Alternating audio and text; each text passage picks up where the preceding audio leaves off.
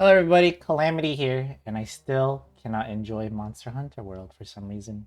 But anyways, today's video is going to be about the developer discussion that came out yesterday. This is actually some pretty big news for all you Genshin Impact players. The first thing we will discuss is the increase to the resin cap. So it's going from 160 to 200. It only took about 3 years or so for yet another original resin cap. It's going up to 200.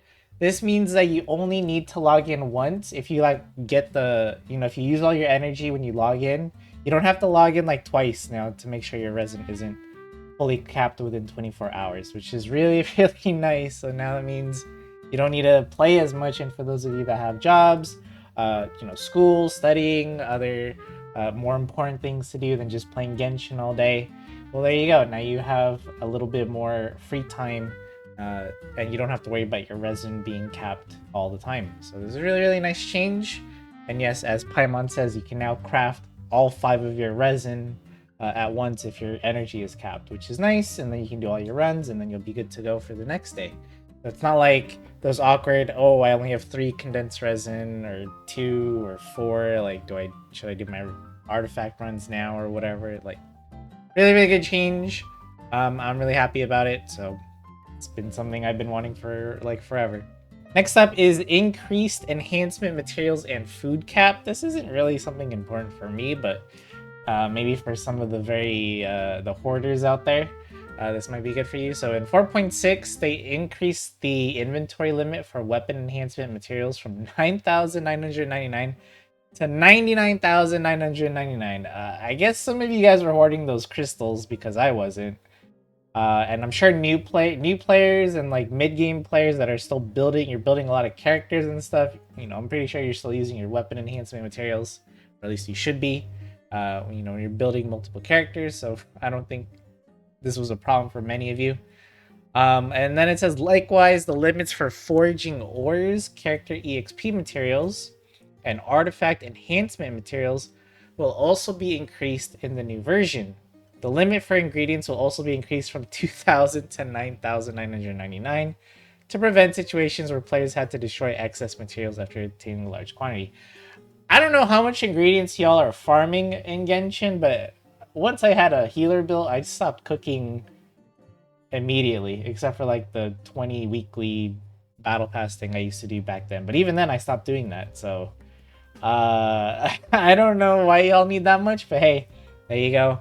But I also do like the increased limits of forging ores, because the world of Teyvat is only growing bigger and bigger, which means there's more stuff to mine. And at the time, at the game's release, it made sense that there was kind of like a limit, sorta, although it was kind of low, but you can get so much materials in a single day if you really wanted to.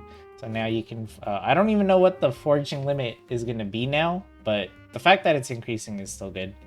I don't know what it means by character EXP materials, because you can't craft those, so I'm not sure what that means. Maybe someone in chat or someone in the comments can explain to me. And then artifact enhancement materials will also be increased. I don't know if that's something you can just craft. I never had a problem with that because I farm so much artifacts and get bad ones anyways, so never been really much of a problem. But yeah, and then the last, or no, sorry, not the last thing. Sorry, the next thing is increased friend cap. Apparently, you guys are very popular and have a lot of friends. You can have up to 100 friends, which not something that I had trouble with. I don't really add a lot of people on Genshin. This isn't like other gacha games where you get to like borrow a friend's unit or stuff like that. And co-op in this game still isn't the most fun experience. So it's nice, I guess, but not really something for me. And I believe this is last. This is the recommended stats function for artifact custom configurations. So since the Fast Equip Artifacts feature was launched, the developers have been paying close attention to your feedback and experience to optimize this function accordingly to help you quickly, conveniently assemble a set of artifacts. Starting from 4.7, the recommended stats feature will be Added to the fast equip, custom configuration. This feature will automatically fill in recommended stats and attributes based on the data from active players in the game. So if you have ever watched any of my guides, I always look at the recommended stats that you guys are choosing when it comes to main stats for artifacts and like the artifact sets themselves. And I would say for the most part, for most characters, it does get it right. But for some characters, there is a little bit of like, this. I understand why some people might pick this, but it's not the most ideal thing, like Goro, for example. So this is good for like new players that just want to get the artifacts out of the way and you don't want to like think about it. But I would suggest, you know, maybe come back later and try to optimize your build, because sometimes you're not always gonna be right. Because look at this GIF right now for Barbara. It's showing them building them as a healer, and then they're picking the Maiden's Beloved set. That's not the right set for Barbara. I guess if you're new, I guess it's fine, but there are definitely more options for Barbara these days.